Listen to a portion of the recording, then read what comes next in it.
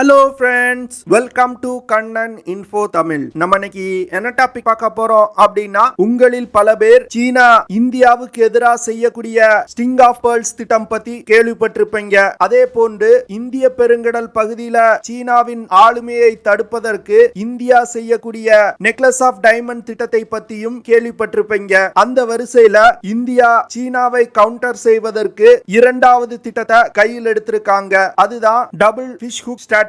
இந்த ஸ்ட்ராட்டஜி அந்தமான் நிக்கோபார் தீவுகளை மையமாக வைத்து செயல்படக்கூடிய ஒரு ஸ்ட்ராட்டஜி. அந்தமான் நிக்கோபார் தீவுகள் ஒரு மூலோபாய முக்கியத்துவம் வாய்ந்த இடத்துல இருக்கு. இந்த தீவுகளை இந்தியா ஸ்ட்ராட்டஜிக் மற்றும் பொருளாதார வளர்ச்சிக்கு இப்ப பயன்படுத்த தொடங்கி இருக்காங்க. இந்த தீவுகளை பயன்படுத்தி இந்தியா ஒரு எக்கனாமிக் சூப்பர் பவரா உருவெடுக்க முயன்று வந்துட்டு இருக்காங்க. இந்த வீடியோல இந்தியாவுடைய டபுள் ஃபிஷ் ஹுக் ஸ்ட்ராட்டஜினா என்ன, அந்தமான் நிக்கோபார் தீவுகளோட முக்கியத்துவம் என்ன, இந்தியா அந்தமான் நிக்கோபார் தீவுகளை பயன்படுத்தி எப்படி ஒரு எக்கனாமிக் சூப்பர் பவரா உருவெடுக்க முயன்று வந்துட்டு இருக்காங்க அப்படிங்கிறது குறித்து நம்ம டீடைலா இந்த வீடியோல பார்க்கலாம். நம்ம சேனலை நிறைய நண்பர்கள் சப்ஸ்கிரைப் பண்ணாம பார்த்துட்டு இருக்கீங்க. தயவு செஞ்சு நம்ம சேனலை சப்ஸ்கிரைப் பண்ணுங்க. நீங்க பண்ற ஒவ்வொரு சப்ஸ்கிரிப்ஷனும் என்ன அடுத்தடுத்த வீடியோஸ் போடுறதுக்கு மோட்டிவேட் பண்ணும். அமெரிக்காவுக்கும் ரஷ்யாவுக்கும் இடையே கோல்ட் வார் முடிந்த பிறகு இந்திய பெருங்கடல் பகுதி பல வருடங்கள்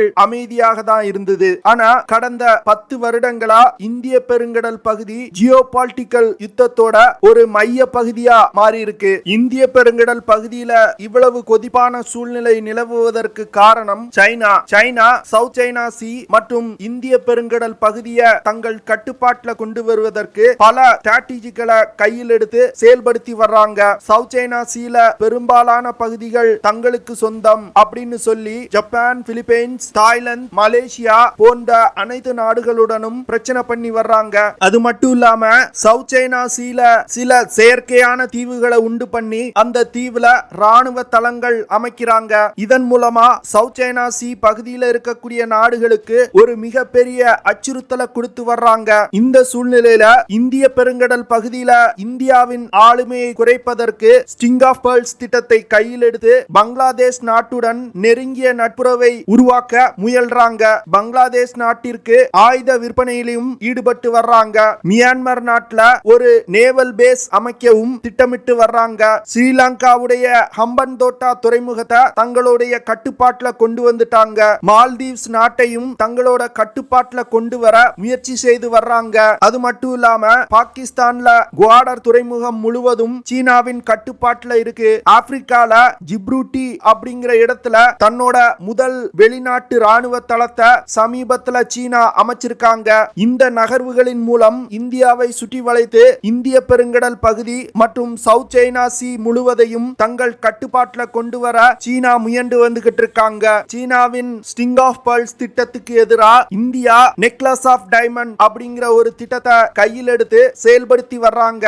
இந்த திட்டத்தின் மூலமா Mongolia, Japan, Vietnam, Singapore, Indonesia, France நாட்டின் ரீயூனியன் ஐலண்ட், ஈரான் நாட்டின் சபஹர் துறைமுகம் போன்ற பல நாடுகள் மற்றும் துறைமுகங்களை இணைத்து சீனாவுக்கு எதிரான ஒரு வலைப்பின்னலை இந்தியா உருவாக்க முயன்று வந்துகிட்டு இருக்காங்க. இந்த சூழ்நிலையில குவாட் நாடுகள் மற்றும் இந்தியன் ஓஷன் ரீஜன்ல இருக்கக்கூடிய சில நாடுகளுடன் இணைந்து சீனாவுக்கு எதிரான இரண்டாவது ஸ்ட்ராட்டஜியை கையில் எடுத்திருக்காங்க. அதுதான் டபுள் ஃபிஷ் ஹுக் ஸ்ட்ராட்டஜி. இந்த டபுள் ஃபிஷ் ஹுக் ஸ்ட்ராட்டஜியில இந்தியாவுடைய அந்தமான் நிக்கோபார் ஐலண்ட் ஒரு முக்கியமான ரோல பிளே பண்ண போது. அந்தமான் நிக்கோபார் ஐலண்ட் அப்படின்னாலே பலருக்கு அது ஒரு டூரிஸ்ட் டெஸ்டினேஷனா தான் தெரிய வந்திருக்கும். இந்த தீவுகளை முன்பு இருந்த பல அரசாங்கங்கள் சரியா பயன்படுத்தி கொள்ளவில்லை. ஆனா சமீபத்துல இந்த தீவுகளின் முக்கியத்துவத்தை இந்தியா உணர ஆரம்பிச்சிருக்காங்க.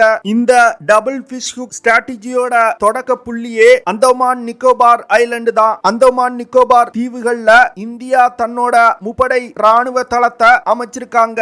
டபுள் ஃபிஷ் ஹுக் ஸ்ட்ராட்டஜி திட்டத்தின்படி இந்தியன் ஓஷனோட கிழக்கு பகுதியில் இருக்கக்கூடிய பல நாடுகளின் துறைமுகங்களை இந்தியா பயன்படுத்த திட்டமிட்டிருக்காங்க.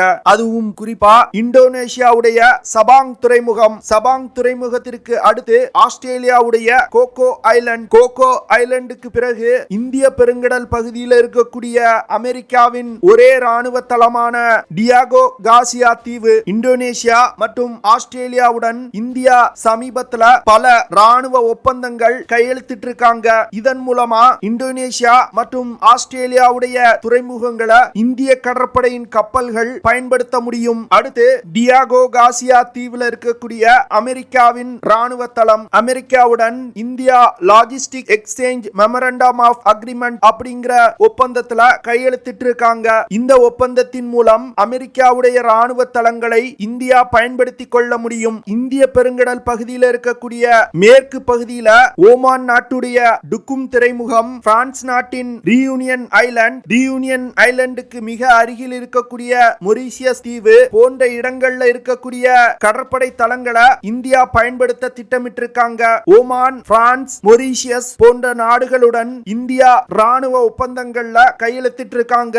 இதன் மூலமா ஒரு யுத்த நேரத்துல இந்தியா இந்த நாடுகளுடைய நேவல் பேசஸ் பயன்படுத்தி கொள்ள முடியும். மொரீஷியஸ்ல இருந்து அடுத்த டாட்டா கனெக்ட் பண்ணீங்க அப்படின்னா அமெரிக்காவுடைய டியாகோ காசியா ராணுவ தளம் கனெக்ட் ஆகும். இந்திய பெருங்கடல் பகுதியில் இருக்கக்கூடிய இந்த கடற்படை தளங்களை பயன்படுத்தி இந்தியானால சீனாவின் நடமாட்டத்தை இந்த பகுதியில தடுத்து நிறுத்த முடியும். சீனாவுக்கு எதிரான இந்த வலைப்பின்னல்ல அந்தமான் நிக்கோபார் தீவுகள் ஒரு மிக முக்கியமான ரோலை பிளே பண்ண போகுது. ஏன்னா எண்ணெய் வளம் அதிகமாக உள்ள கல்ஃப் நாடுகள்ல இருந்து சீனாவுடைய ஆயில் டேங்கர்ஸ் இந்திய பெருங்கடல் பகுதியில பயணித்து சவுத் சைனா சீக்குள்ள நுழையணும் அப்படின்னா மலாக்கா நீரிணை பகுதியை கடந்து தான் செல்லணும். மலாக்கா நீரிணை பகுதி இந்தோனேஷியா, மலேசியா, சிங்கப்பூர் போன்ற 3 நாடுகளின் டெரிட்டோரியல் வாட்டர்ஸுக்கு கீழே வரக்கூடிய பகுதி. இந்த மலாக்கா நீரிணை பகுதி மிகவும் ஒரு குறுகலான நீரிணை பகுதி.